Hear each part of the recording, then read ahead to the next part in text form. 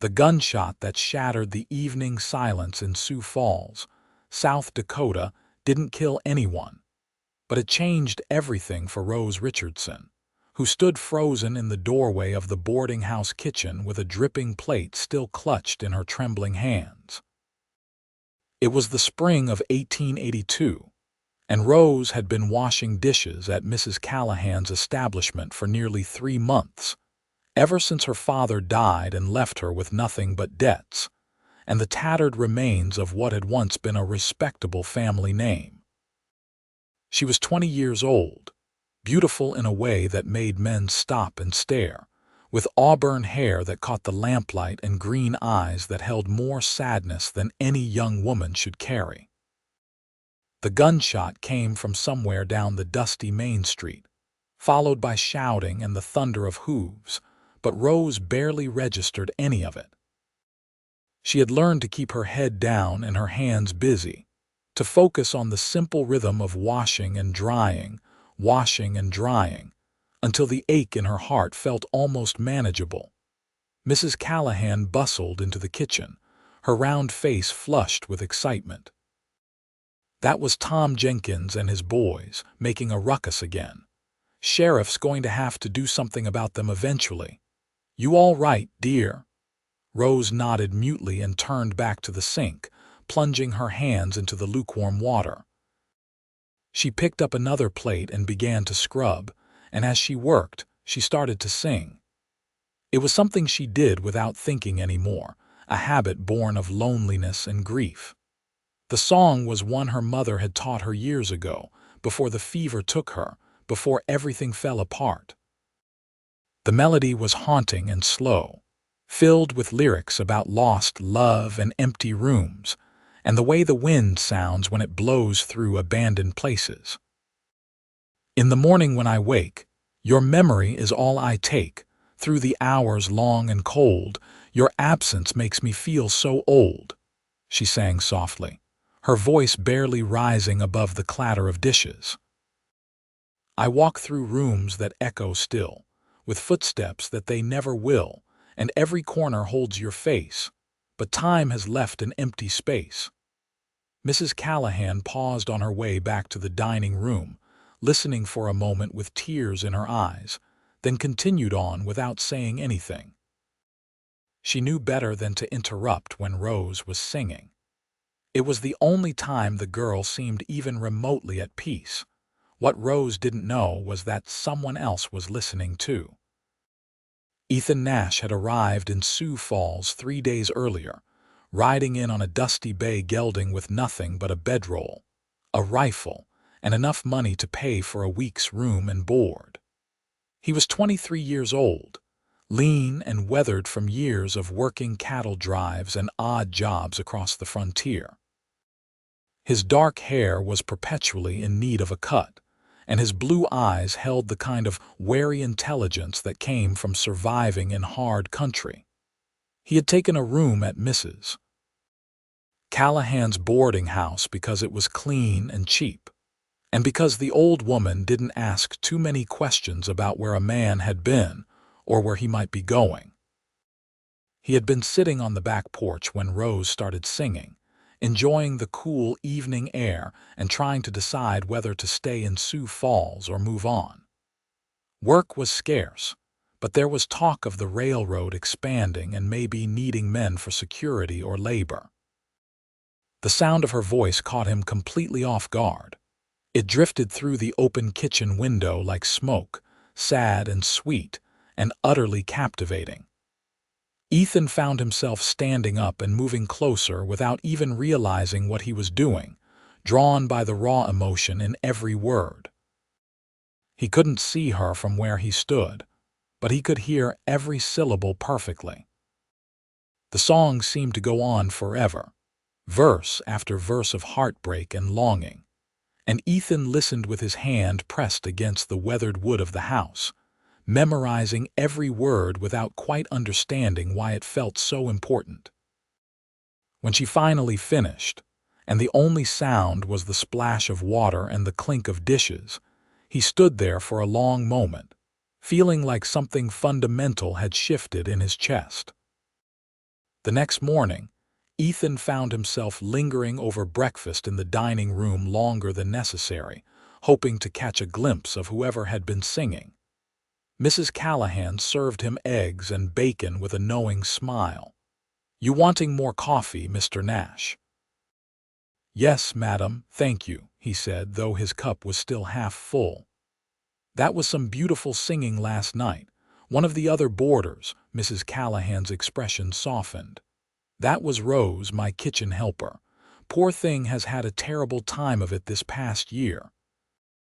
Lost her father just after losing her childhood sweetheart to a riding accident. She sings while she works, seems to help her cope."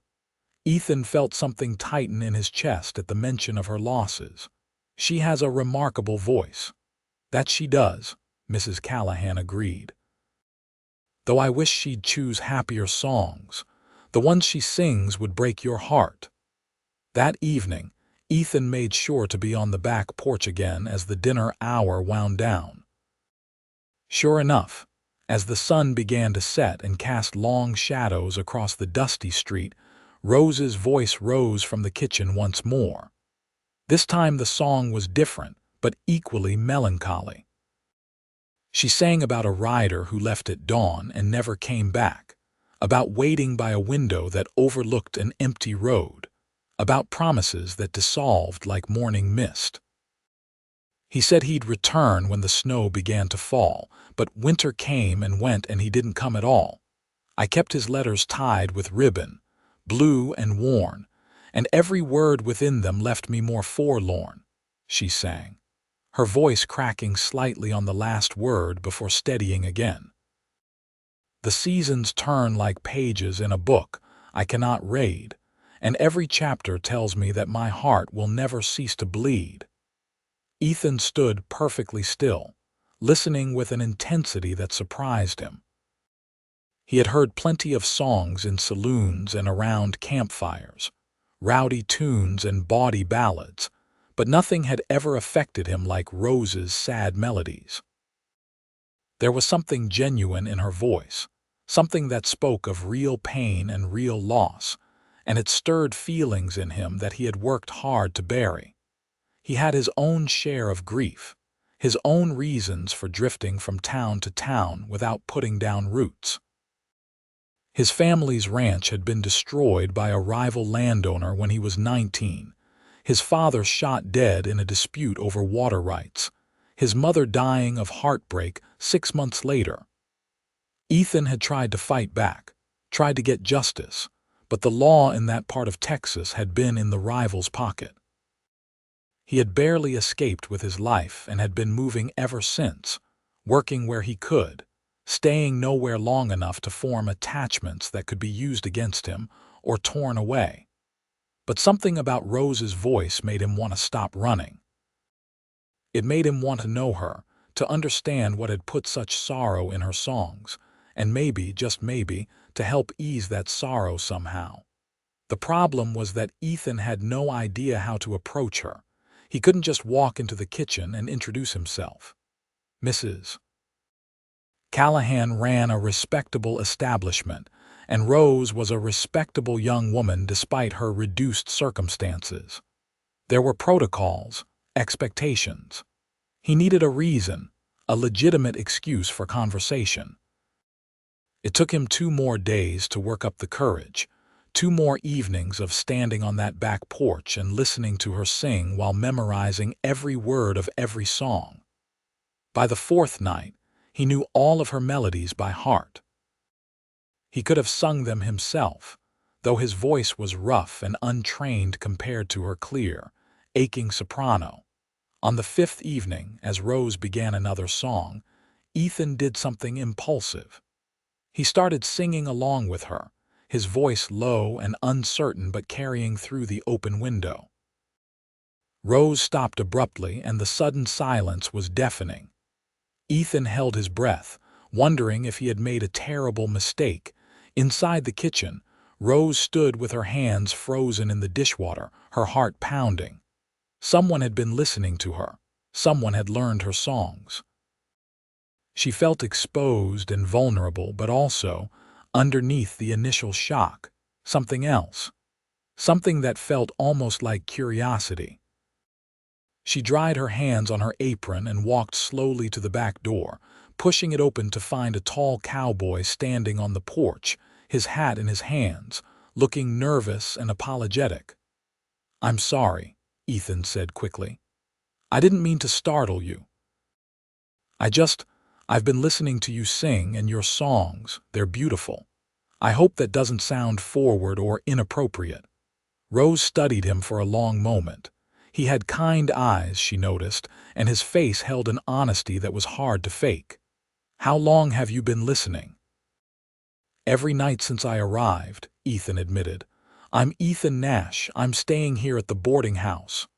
"Rose Richardson," she said quietly. "Those songs, they're private. They're just something I do to pass the time." "They're more than that," Ethan said gently. "They're the most honest thing I've heard in years, and I didn't mean to intrude, truly. But once I started hearing them, I couldn't help but listen, and then I couldn't help but remember every word." Rose felt heat rising in her cheeks. No one had ever paid such close attention to her singing before. Most people just ignored it or asked her to be quieter. "You memorized my songs." "Every one," Ethan confirmed. "I know that probably seems strange, but there was something in your voice that, I don't know, it spoke to things I've been trying not to feel for a long time." The honesty in his admission touched something deep inside Rose. She had been so isolated in her grief, so alone with her sadness, that she had almost forgotten what it felt like to connect with another person. "Would you like some coffee?" she found herself asking. "I just made a fresh pot." Ethan's face lit up with surprised pleasure. "I would like that very much." They sat on the back porch steps together, sipping coffee as the darkness deepened and the stars began to emerge. At first, they didn't talk much, just sat in companionable silence, but gradually, as the night wore on, they began to share pieces of their stories. Rose told him about her father's death, about the debts that had forced her to take work at the boarding house, about how singing helped her feel close to her mother. Ethan told her about the ranch, about losing his parents, about the years of wandering that had followed. "I haven't let myself care about anything in a long time," Ethan admitted as midnight approached. "It seemed safer that way, but hearing you sing, it made me realize how empty that safety feels." Rose looked at him in the dim light from the kitchen window. "I know exactly what you mean. I've been going through the motions, just surviving but not really living. Sometimes I wonder if I'll ever feel anything other than sadness again." "You will," Ethan said with quiet certainty. "You have too much life in you not to. I can hear it in your voice when you sing, even in the sad songs. There's passion there, feeling. You just need something to feel passionate about." Their eyes met and held, and Rose felt her breath catch. It had been so long since anyone had looked at her like that, like she was someone worth seeing, worth knowing. "I should go in," she said softly, though she didn't move. "Mrs. Callahan will wonder where I've gotten to." "Will you sing tomorrow night?" Ethan asked. "I'll listen properly this time, not interrupt." Rose felt a small smile tug at her lips, the first genuine smile in months. "Maybe I will. And maybe you can sing along if you want. You remembered all the words after all. It would be a shame to waste that effort." From that night on, everything changed. Rose still washed dishes every evening, still sang her sad songs, but now Ethan sat on the back porch steps and sang with her. His rough voice blended with her clear soprano in a way that shouldn't have worked, but somehow did, creating harmonies that made Mrs. Callahan pause in her work and listen with tears in her eyes. The other boarders noticed too, and soon there was often a small audience on the porch, people drawn by the unusual evening concerts. As the weeks passed, Rose and Ethan spent more and more time together. He started helping her with the dishes, rolling up his sleeves and standing beside her at the sink while they talked and sang. He told her about the different towns he had seen, the vast stretches of prairie and mountain, the wild beauty of the frontier. She told him about her childhood, about her dreams of someday having a home of her own again, a place where she could put down roots and build a life. "I used to think I'd never want to settle down," Ethan said one evening as they worked side by side. "I thought staying in one place would make me vulnerable, give me something to lose. But lately I've been thinking that maybe having nothing to lose is its own kind of loss." Rose rinsed a plate and handed it to him to dry. "What changed your mind?" He looked at her, and the answer was there in his eyes even before he spoke. "You did. Listening to you, talking with you, it's made me realize that I've been half alive all this time, and I don't want to live that way anymore." Rose felt her heart skip a beat. She had been feeling the same way, had noticed how her songs had gradually become less sad and more hopeful, how the weight in her chest had begun to lift. "I've been different too," she admitted. "Happier. I didn't think I could be happy again, but then you started singing my songs back to me, and it felt like someone finally understood." Ethan set down the dish towel and turned to face her fully. His hands were damp as he reached out to gently touch her face. "Rose, I know we haven't known each other long and I don't have much to offer, but I'm falling in love with you. I think I started falling the first night I heard you sing." Rose's eyes filled with tears, but they weren't tears of sadness anymore. "I'm falling in love with you too," she whispered. "And you're wrong about not having much to offer. You've given me back something I thought I'd lost forever. You've given me hope." He kissed her then, gentle and careful, and Rose felt warmth spread through her entire body. It was like waking up after a long, cold winter, like stepping from darkness into sunlight. When they finally pulled apart, both were smiling. Mrs. Callahan, who had been watching from the dining room doorway, turned away with a satisfied nod. She had hoped this might happen, had seen the way they looked at each other and recognized the signs of two wounded souls finding healing together. But love in the Wild West was never simple, and Rose and Ethan's story was far from finished. The trouble started 2 weeks later when a man named Marcus Sutherland rode into Sioux Falls. He was a wealthy rancher from the eastern part of South Dakota, well-dressed and arrogant, with cold gray eyes and a sense of entitlement that rankled everyone he met. He checked into Mrs. Callahan's boarding house and immediately took notice of Rose. "Who is that beautiful creature in the kitchen?" he asked Mrs. Callahan loudly enough for everyone in the dining room to hear. "That's Miss Richardson, my helper," Mrs. Callahan said coolly. She didn't like Sutherland's tone. "And she's a respectable young lady, so you'll keep a civil tongue and appropriate distance." Sutherland laughed. "Respectable? A kitchen maid, that's rich. Still, she's easy on the eyes. I might enjoy my stay here after all." Ethan, who was sitting at a corner table, felt anger rise in his chest. He stood up, his chair scraping loudly against the floor. "The lady said to keep your distance. I suggest you listen." Sutherland turned to look at him with amusement. "And who are you? The kitchen maid's champion." "I'm someone who knows how to treat women with respect," Ethan said evenly, though his hands were clenched at his sides. "Something you might want to learn." The tension in the room was thick enough to cut with a knife. Several other boarders had stopped eating to watch. Sutherland studied Ethan for a long moment, then shrugged. "No need to get your hackles up, Cowboy. I was just admiring the scenery." But Ethan saw the calculation in the man's eyes and knew this wasn't over. His instincts, honed by years of survival, told him that Sutherland was dangerous in ways that had nothing to do with physical violence. That evening, as Rose sang while washing dishes, Sutherland appeared in the kitchen doorway. "You have a lovely voice," he said smoothly. "Much too lovely to be wasted on dirty dishes." Rose stopped singing and turned to face him, uncomfortable with his presence. "Thank you, but I need to finish my work." "Of course," Sutherland said, not moving. "I just wanted to introduce myself properly. Marcus Sutherland at your service. I own the largest ranch in the Eastern Territories, several thousand acres and more cattle than I can count. I'm always looking for people of quality to add to my household staff."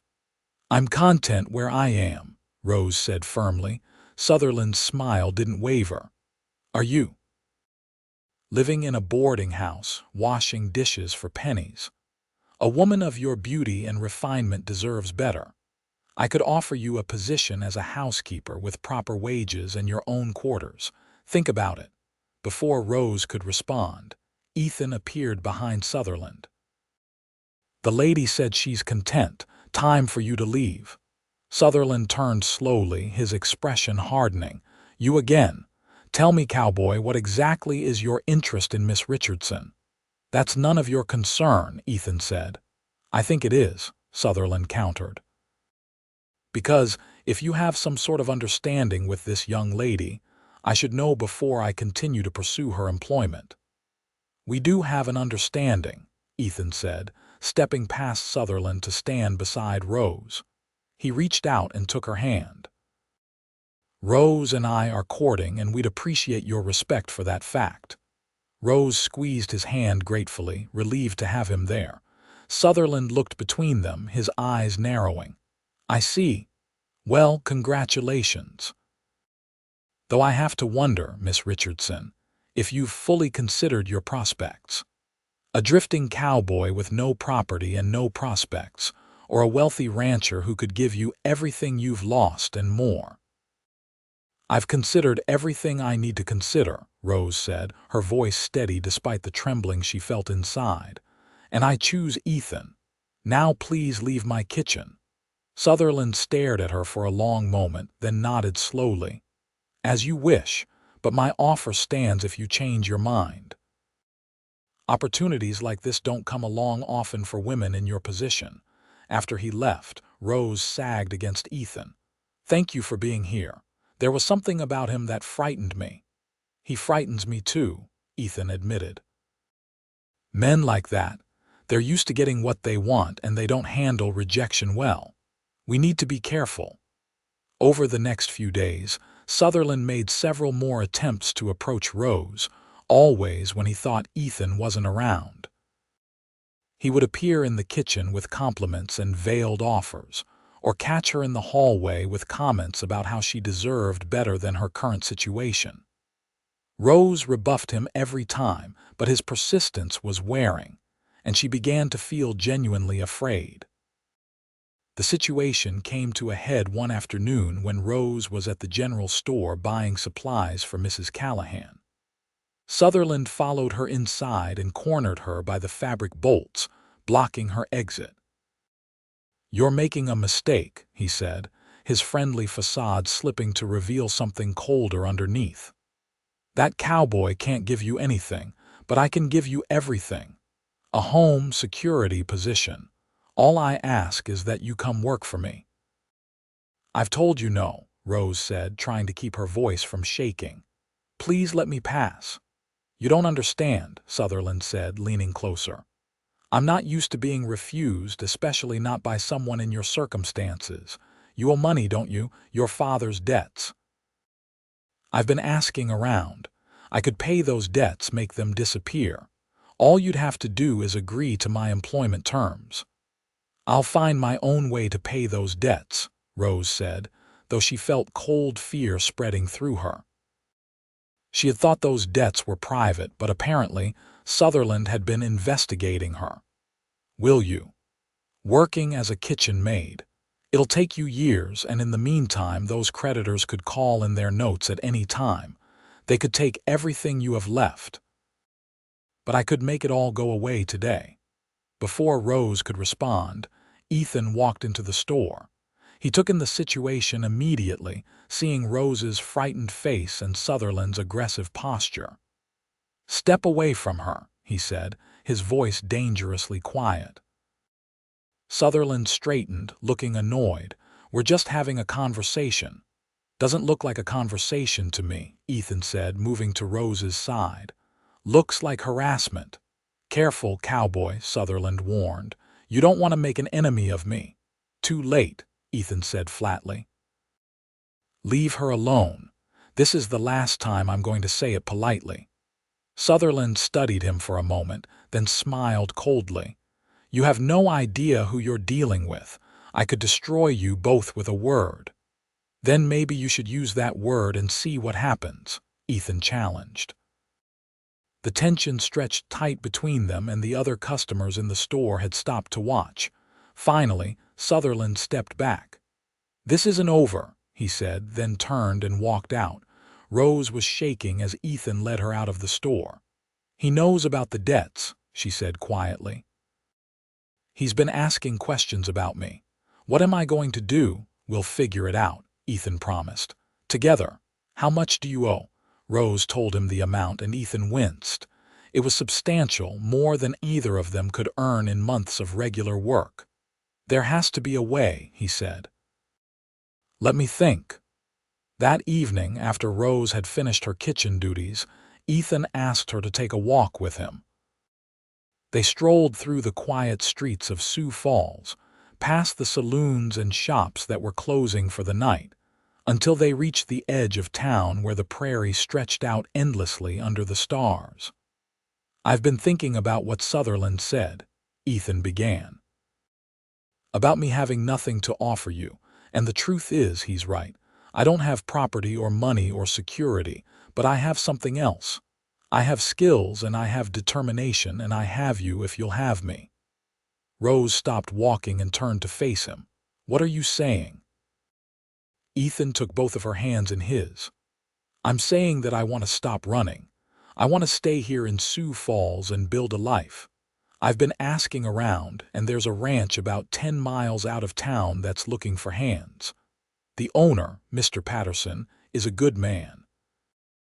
He's paying fair wages and offering accommodation. It's hard work, but I'm no stranger to hard work.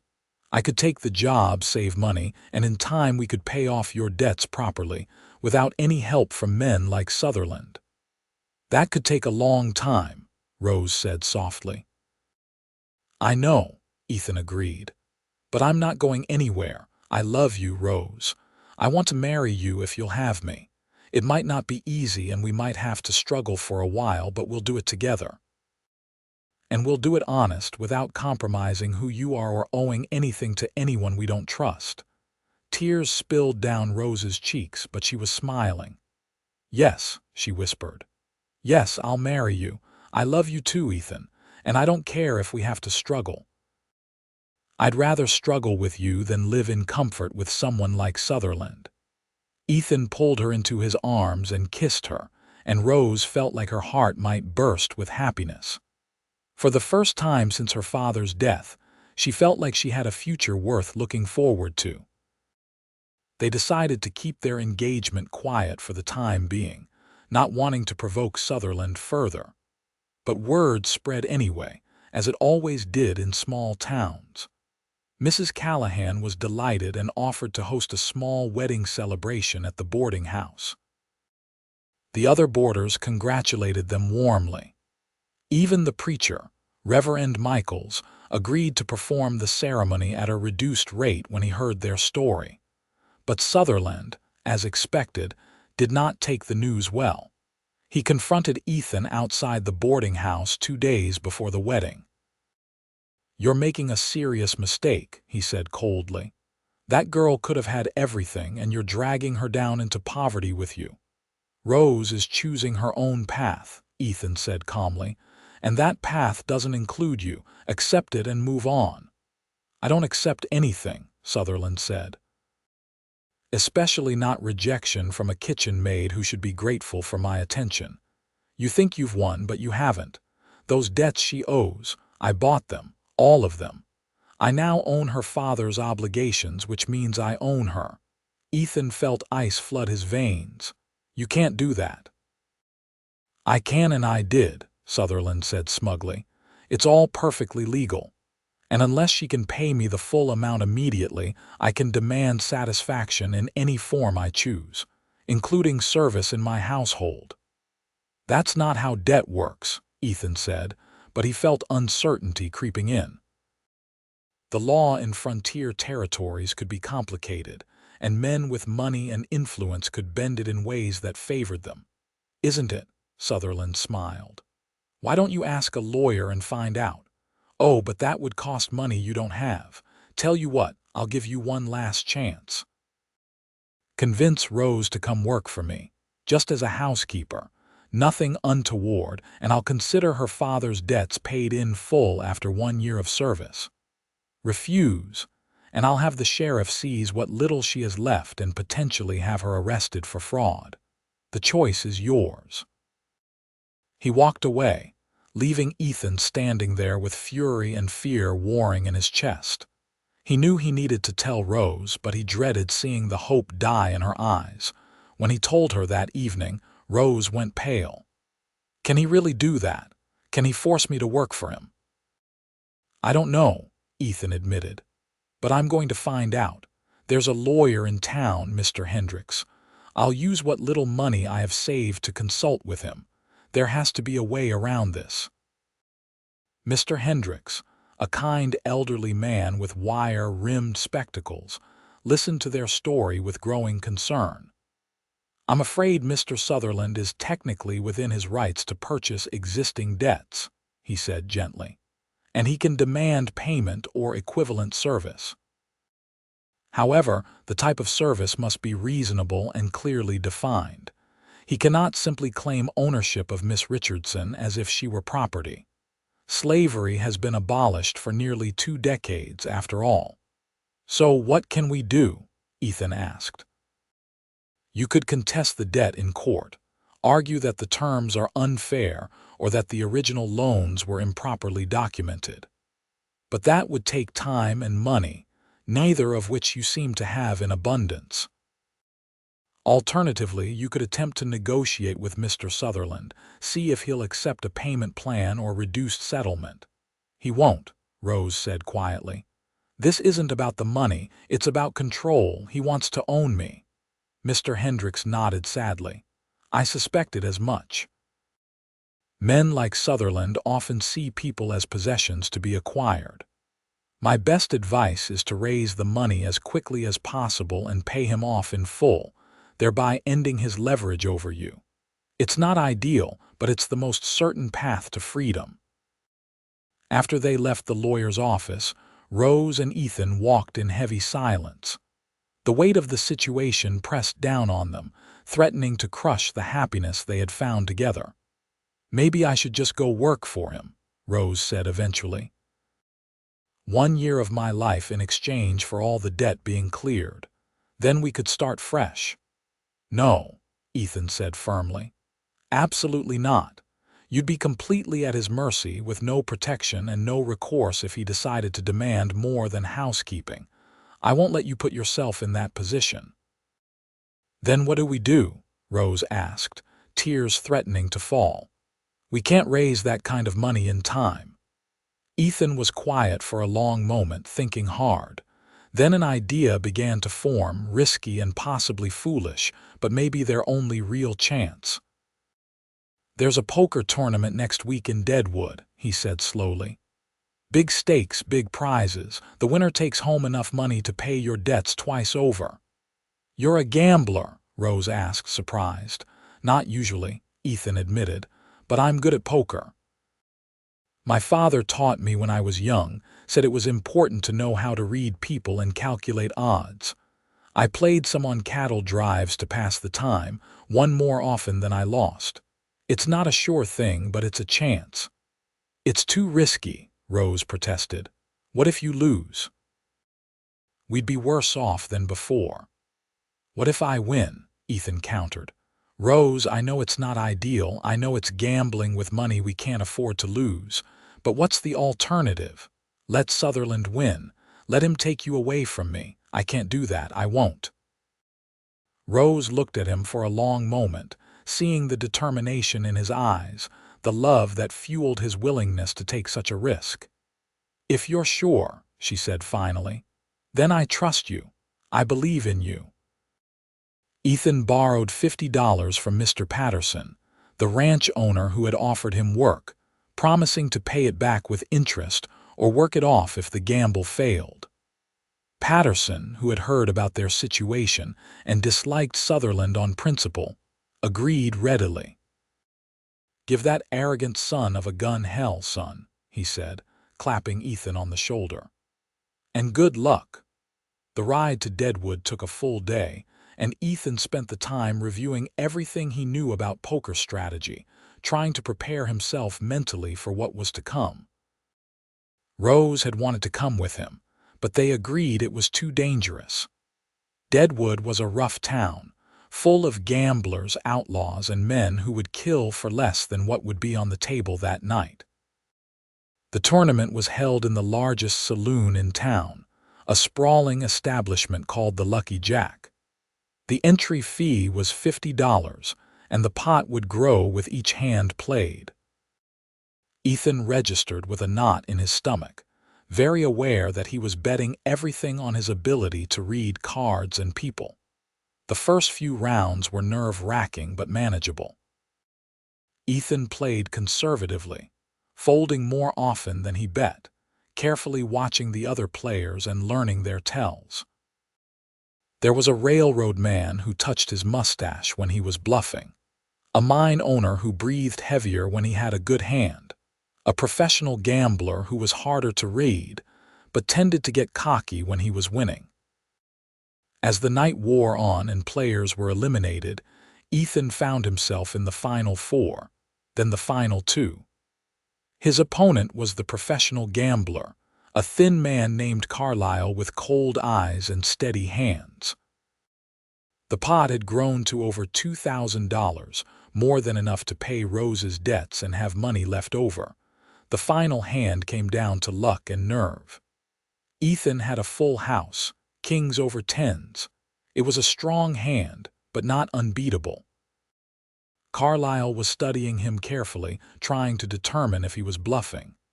Ethan kept his face neutral, his breathing steady, giving nothing away. "I call," Carlyle said finally, pushing his chips forward. "Let's see what you've got, Cowboy." Ethan laid down his cards and relief flooded through him as Carlyle's face fell. The gambler had three-of-a-kind nines. Good, but not good enough. "Well played," Carlyle said, standing and extending his hand. "You've got ice in your veins, friend. Don't lose that at the bottom of a bottle." Ethan shook his hand, thanked him, and collected his winnings with hands that were finally starting to shake now that the pressure was off. He had done it. He had actually done it. The ride back to Sioux Falls felt like it took forever. Ethan barely slept, too keyed up with relief and excitement to relax. He kept thinking about Rose's face when he told her the news, about how they could finally move forward with their lives without Sutherland's shadow hanging over them. He arrived back in town just after dawn, dust-covered and exhausted but triumphant. He went straight to the boarding house, where Rose was already up and working in the kitchen. She turned when she heard his footsteps, her face full of hope and fear. "I won," Ethan said simply, pulling the money from his saddlebag. "It's all here. Every penny we need." Rose's hands flew to her mouth as tears began to stream down her face. She ran to him, throwing her arms around his neck. "I prayed all night," she whispered against his chest. "I prayed so hard that you'd be safe, and that somehow, some way this would work out." "It worked out," Ethan said, holding her tight. "Now let's go pay off a debt and get rid of Sutherland once and for all." They went to Sutherland's hotel room with Mr. Hendricks, the lawyer, in tow, wanting a witness to the transaction. Sutherland opened the door in his shirt sleeves, looking annoyed at the early intrusion. His expression changed when he saw the money in Ethan's hand. "I'm here to pay Miss Richardson's debts in full," Ethan said formally, in the presence of legal counsel as witness to the transaction. Sutherland's face darkened with anger. "Where did you get that kind of money?" That's none of your concern, Ethan said. What matters is that we have it, and you have no further claim on Rose or her father's estate. Mr. Hendricks has prepared the paperwork. You'll sign it, take your money, and leave Miss Richardson alone. For a moment, Sutherland looked like he might refuse. His hands clenched into fists and his jaw worked angrily. But Mr. Hendricks cleared his throat. The law is clear, Mr. Sutherland. If the debt is paid, you must release your claim. Any attempt to continue harassment could result in legal action against you. Sutherland snatched the papers and signed them with angry, jerky movements.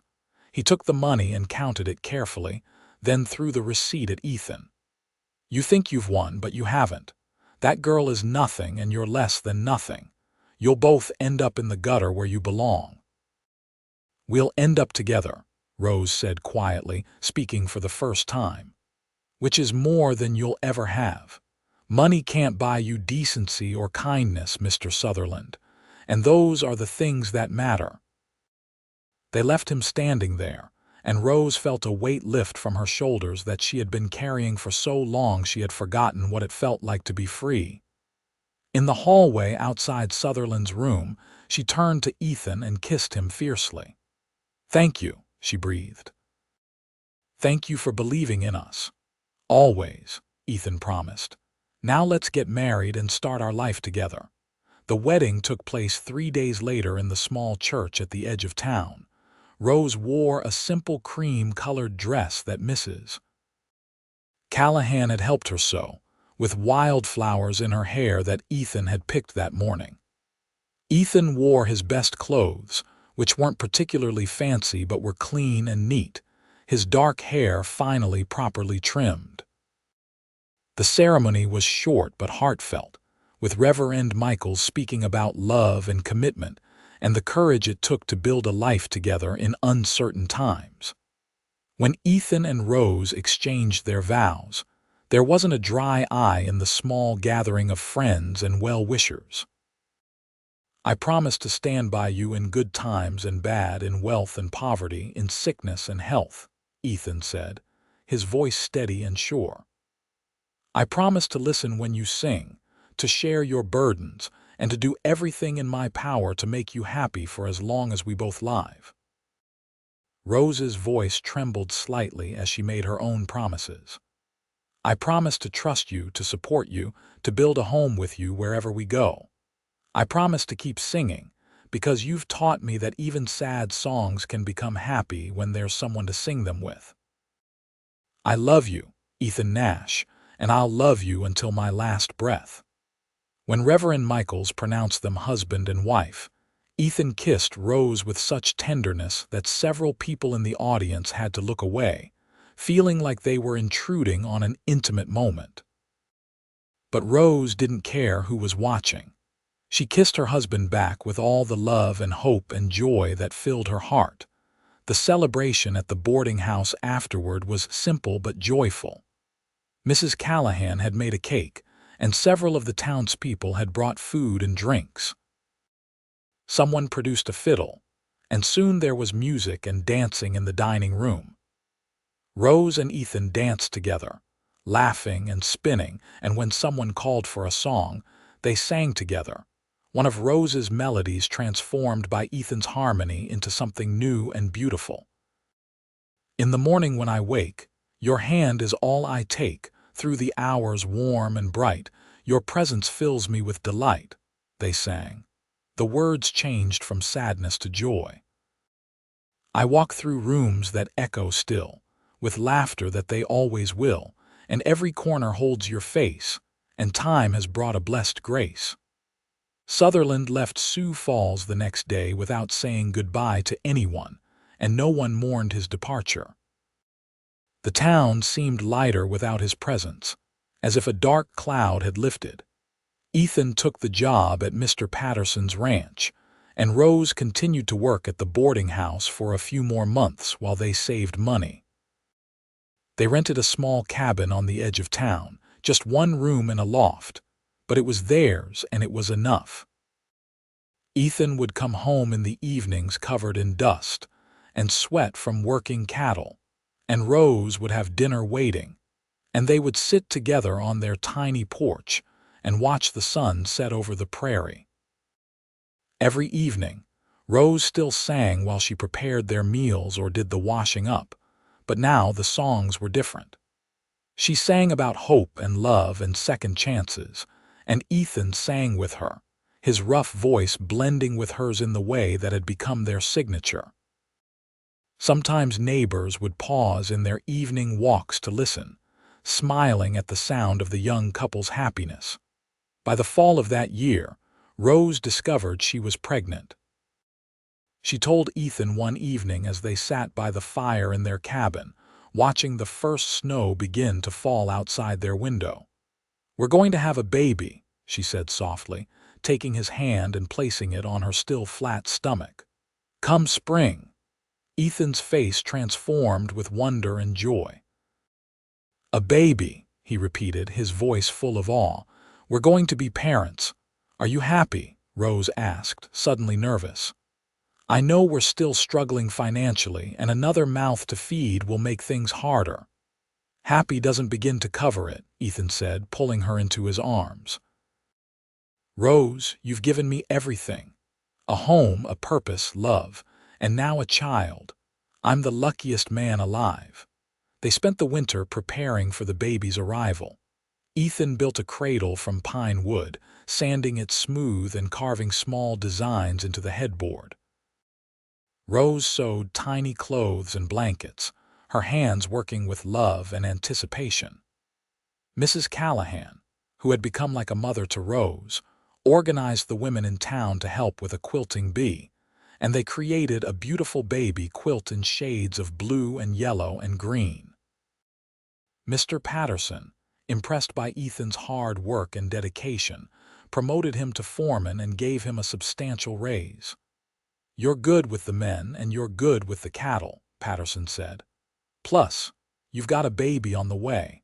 A man should be able to support his family properly." The additional money meant they could start saving in earnest, and Ethan began to dream bigger. "What would you think about buying our own land someday?" he asked Rose one evening. "Nothing huge, just enough for a house and maybe a few cattle. We could build something real, something to pass on to our children." "Children, plural," Rose teased, though her eyes were serious. "You're already planning for more." "Well, not right away," Ethan said, grinning. "But eventually, yes. I like the idea of a full house, lots of noise and laughter and life. What about you?" "I like that idea too," Rose admitted. "I never want our children to feel lonely the way I felt after my parents died. A big family sounds wonderful." Their son was born on a bright morning in April, arriving with a lusty cry that announced his presence to the entire neighborhood. Ethan held him for the first time with tears streaming down his face, overcome by the tiny, perfect life they had created. "He's beautiful," he whispered, touching the baby's soft, dark hair. "He's so beautiful." "What should we name him?" Rose asked, exhausted but glowing with happiness. They had discussed names for months but hadn't been able to settle on one. Now, looking at their son's face, Ethan suddenly knew. "Thomas," he said. "After your father, he should carry on that legacy." Rose's eyes filled with tears. "Thomas Richardson Nash. It's perfect." Thomas grew quickly, a healthy, happy baby who seemed to delight in everything around him. He had Rose's green eyes and Ethan's dark hair, and from the earliest age he responded to music. Rose would sing while she rocked him, and his little face would light up with joy, his tiny hands reaching toward her as if trying to catch the notes in the air. Life settled into a rhythm that felt right. Ethan worked hard at the ranch and brought home steady wages. Rose took in sewing to earn extra money while caring for Thomas. They saved every penny they could, dreaming of the day they could buy their own land. When Thomas was 2 years old, an opportunity arose. Old Mr. Hendricks, the lawyer who had helped them with Sutherland, passed away peacefully in his sleep, and his small homestead outside of town went up for sale. It was only 40 acres with a modest house and a barn, but it was fertile land with good water rights. The price was more than fair, and Ethan and Rose knew immediately that this was their chance. They pooled all their savings and approached Mr. Patterson about borrowing the rest. Patterson, who had grown fond of the young couple, agreed to loan them the money at a reasonable interest rate. "You've earned this," he said, shaking Ethan's hand, "and I know you'll make something good of that land." The day they moved into their own home was one of the happiest of Rose's life. The house needed work, the barn needed repairs, and there was so much to do it seemed overwhelming. But it was theirs. Standing in the doorway of their new home, looking out at the land that stretched toward the horizon, Rose felt tears of gratitude slip down her cheeks. "What are you thinking?" Ethan asked, coming up behind her and wrapping his arms around her waist. "I'm thinking about how far we've come," Rose said. "About how we started with nothing but a few sad songs and a lot of hope. And now look at us. We have a home, a son, a future." "And each other," Ethan added, kissing her temple. That was always the most important part. That evening, as the sun set over their new property, Rose stood at the sink in their kitchen, washing the dishes from their first meal in the new house. She began to sing, and Ethan, who was putting Thomas to bed in the next room, joined in from a distance. Their voices carried through the house, harmonizing in the way they had perfected over years of practice. "In the morning when I wake, your hand is all I take. Through the hours warm and bright, your presence fills me with delight. We've built a life from scattered pieces. Day by day our love increases, and every moment that we share proves that hope was always there." Thomas, listening from his little bed, smiled and closed his eyes, falling asleep to the sound of his parents' voices singing together. The years that followed were full of hard work and steady progress. Ethan expanded their cattle operation gradually, buying a few head at a time, building their herd slowly but surely. Rose planted a garden that grew bigger each year, providing vegetables for their table and extra to sell in town. Thomas grew into a bright, curious boy who loved helping his father with the animals and listening to his mother's songs. When Thomas was 4, Rose gave birth to their second child, a daughter they named Margaret, after Ethan's mother. Maggie, as they called her, had her father's blue eyes and a temperament as sunny as a summer day. She was followed 2 years later by another son, James, who was quiet and thoughtful from the start. The house that had once seemed spacious began to feel crowded, and Ethan spent the winter of James's first year building an addition, adding 2 more bedrooms and expanding the kitchen. Rose would bring him hot coffee while he worked, and they would stand together in the cold air, looking at what they were building, both literally and figuratively. "Sometimes I still can't believe this is real," Rose said one afternoon, watching Ethan hammer boards into place. "That we have all of this. It's real," Ethan assured her, "and we earned it. Every board, every acre, every moment. We worked for this, Rose. We built it with our own hands and our own sweat."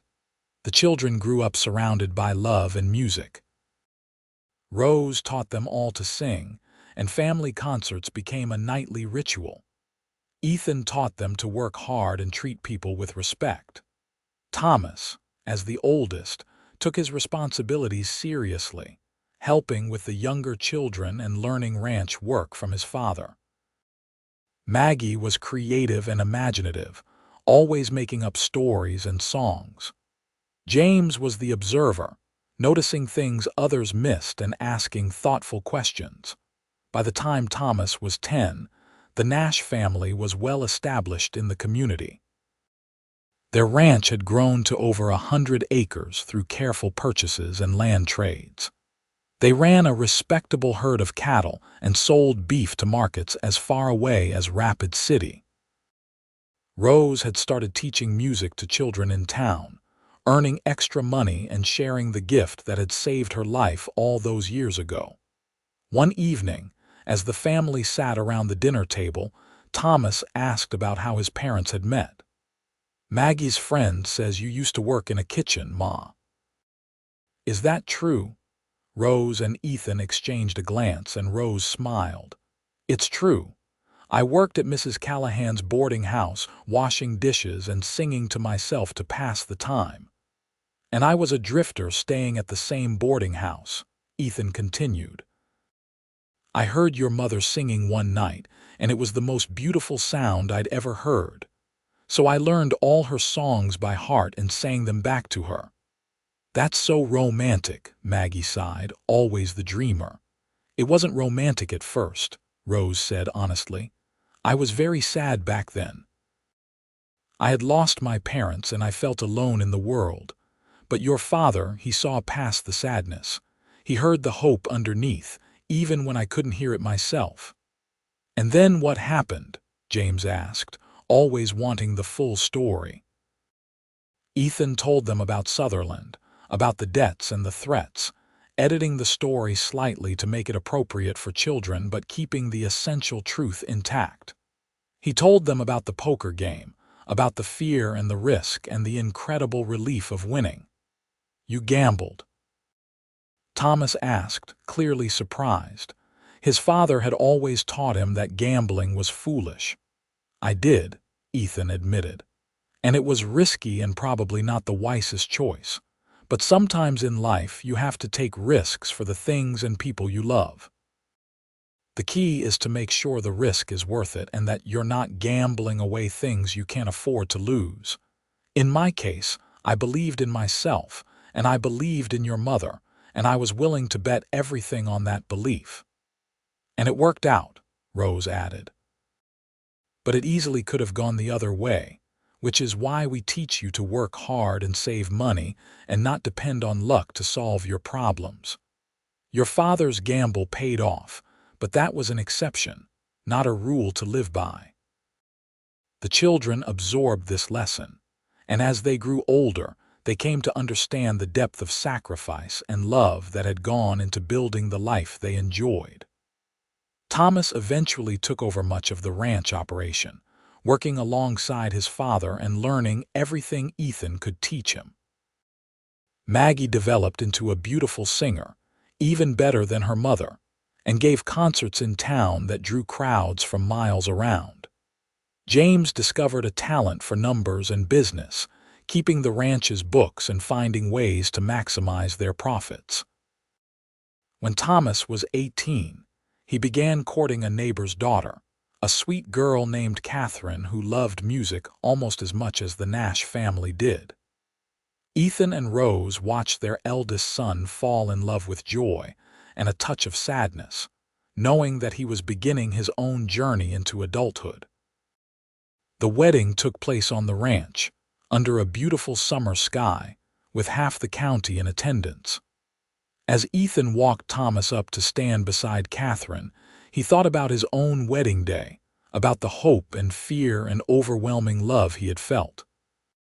Looking at his son's face now, seeing that same mixture of emotions, he felt a surge of pride and gratitude. After the ceremony, there was music and dancing and celebration.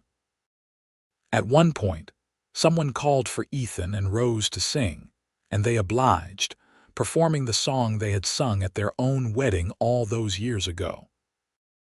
Their voices were older now, slightly rougher around the edges, but they still blended perfectly, still created that magic that had first brought them together. Thomas and Catherine stood hand in hand, listening to his parents sing, and Catherine whispered, "I hope we're still that in love after 20 years of marriage." "We will be," Thomas promised, and he meant it. He had grown up watching his parents' relationship, seeing how they worked through difficulties, how they supported each other, how their love had deepened with time rather than fading. He wanted that for himself, and he was determined to build it with Catherine the same way his parents had built their life together, with work and patience and unwavering commitment.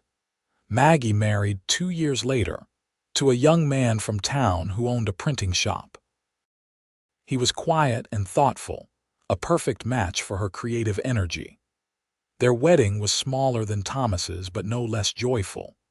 James, always the practical one, announced that he had no intention of marrying anytime soon, too focused on expanding the ranch's business operations. Rose and Ethan just smiled, knowing that he would find love in his own time. The years continued to pass, bringing grandchildren and new challenges, and the steady satisfaction of a life well lived.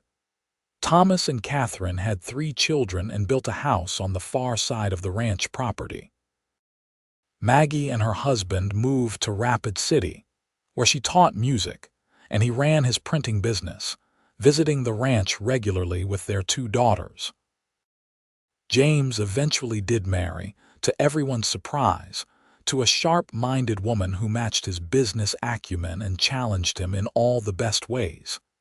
Ethan and Rose grew older together, their hair turning gray, their hands becoming gnarled from years of work, but their love never diminishing. They still sang together every evening, still harmonized in the way that had become their trademark. Their children and grandchildren would often gather around to listen, learning the songs that had become family legacy. On their 30th wedding anniversary, the whole family gathered at the ranch for a celebration. The house was full of people and noise and life, exactly what Ethan and Rose had dreamed of all those years ago. As the evening drew to a close and the grandchildren were put to bed, Ethan and Rose slipped away to their favorite spot, a small hill overlooking the ranch where they could see everything they had built. "You remember that first night?" Ethan asked, taking her hand. "When I heard you singing in the kitchen, I remember," Rose said, leaning her head on his shoulder. "I was washing dishes and feeling so alone. I never imagined that someone was listening, learning every word." "I couldn't help but listen," Ethan said. "Your voice, it spoke to something in me that I didn't even know was there. It woke me up, made me want to live again instead of just existing." "You did the same for me," Rose said softly. "You gave me back my hope. You showed me that it was possible to love again, to trust again, to build a life after losing everything." They sat in comfortable silence for a while, watching the stars emerge in the darkening sky. From the house behind them came the sound of their family, voices raised in laughter and conversation, the next generation creating their own memories and stories. "We did good," Ethan said eventually. "Didn't we? We took all that pain and loss and somehow turned it into this." "We did very good," Rose agreed. "We built a family, a home, a legacy, and we did it together, one day at a time." As they walked back to the house hand in hand, Rose began to sing, very softly, one of her old sad songs from the boarding house kitchen. But the words had changed over the years, transformed by love and time into something new. "In the morning when I wake, your hand is all I take. Through the hours warm and bright, your presence fills me with delight. We've built a life from scattered pieces. Day by day our love increases, and every moment that we share proves that hope was always there. In the evening when we rest, I know that we've been blessed with children and with joy, with love that none can destroy." Ethan joined in, his voice harmonizing with hers in the way that had become second nature over 3 decades of marriage. Their voices carried across the prairie, a testament to the power of love and persistence, of 2 broken people who found each other and built something beautiful from their shared pain. Inside the house, their granddaughter Emma, Thomas's eldest child, was standing at the kitchen sink helping her mother with the dishes. At 8 years old, she was already showing signs of inheriting the family's musical talent. As she washed plates and handed them to her mother to dry, She began to sing one of the songs her grandmother had taught her. Catherine paused in her drying and smiled, recognizing the melody. "You sound just like Grandma Rose," she said. "Do you think I'll be able to sing as beautifully as her someday?" Emma asked hopefully. "I think you already do," Catherine said, kissing the top of her daughter's head. "You have the gift just like she does. And you know what? Your grandpa always says that the most important songs are the ones sung with love, whether anyone else is listening or not." "Someone's always listening," Emma said wisely, and Catherine realized that her daughter understood something profound for such a young age. Songs had power. They connected people, carried emotions, preserved memories.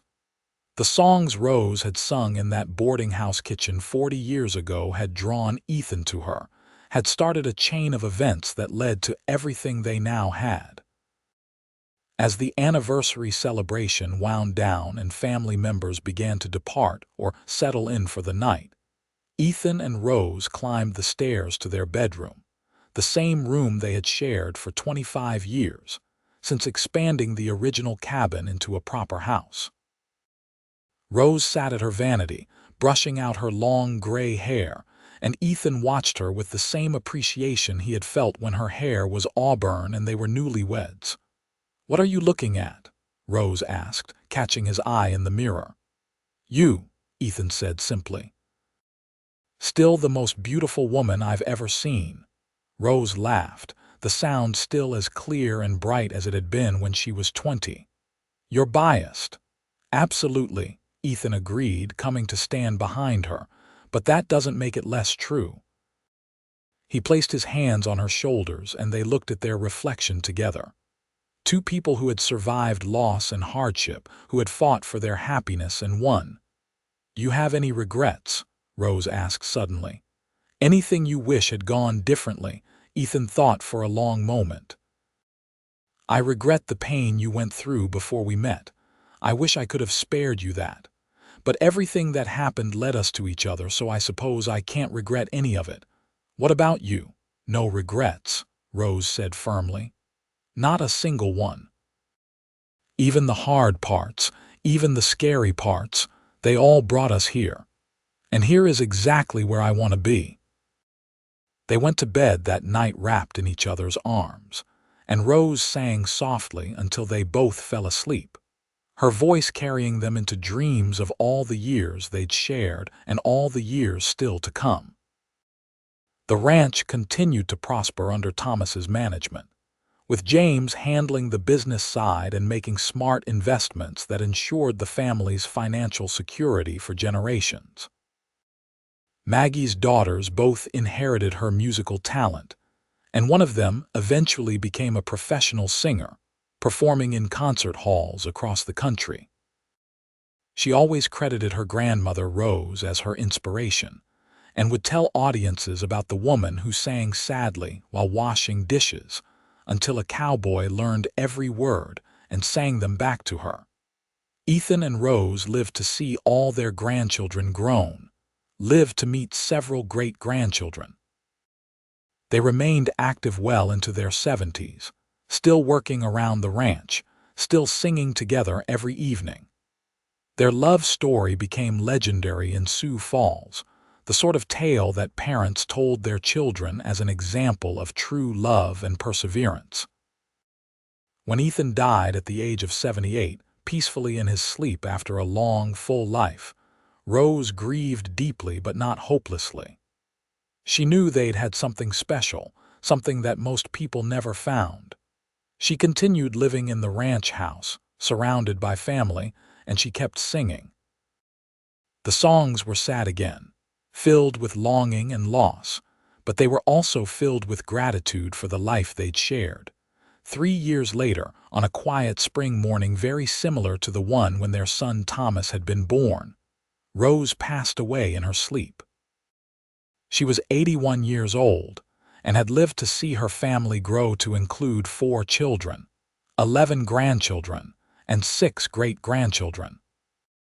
Her funeral was attended by what seemed like the entire county, all coming to pay respects to a woman who had touched so many lives with her music and her kindness. At the service, Thomas stood up to speak about his mother. His voice was thick with emotion but steady as he addressed the crowded church. "My mother used to tell us that songs had power. She said they could carry you through dark times, could connect you to people across distance and time, could express things that words alone couldn't capture. She was right. Her songs brought her and my father together. They sustained them through hard times. They became the soundtrack of our family's life." He paused, looking at his siblings and his own children. "She also taught us that the saddest songs can become happy ones if you find the right person to sing them with. My father was that person for her, and she was that person for him. They turned their shared pain into shared joy, and they built a legacy that will continue long after we're all gone." After the service, as Rose was laid to rest beside Ethan on the hill overlooking the ranch, the entire family gathered and sang together. They sang the songs Rose had taught them, the ones she had sung in that boarding house kitchen, and the ones she'd created over the years of her marriage. Their voices rose into the sky, multiple generations harmonizing together, creating something beautiful from their collective grief. Emma, now a young woman of 22 with musical talent that exceeded even her grandmother's, led the singing. Her clear soprano voice carried the melody while her cousins and siblings provided harmony. And for a moment, it was as if Rose and Ethan were there too, their voices woven into the fabric of the song. Years continued to pass, and the Nash family ranch remained a thriving operation. Thomas ran it until he was too old, then passed the management to his own son. The tradition of evening songs continued, with each new generation learning the melodies and stories that had started it all. The tale of how Ethan and Rose met, how he learned her sad songs and sang them back to her, how they built a life from nothing but love and determination, became a cornerstone of the family's identity. Emma eventually married and had children of her own, teaching them to sing just as she had been taught. She would tell them stories about their great-grandmother Rose, about how she had washed dishes in a boarding house and sung to ease her sorrow, never knowing that someone was listening, learning every word. She would tell them about great-grandfather Ethan, who had the courage to join his voice with hers, who saw past her sadness to the strength underneath. "They showed us that love isn't just about the happy times," Emma would tell her children. "It's about finding someone who will listen to your sad songs and sing them back to you. It's about building something together, one day at a time, even when things are hard.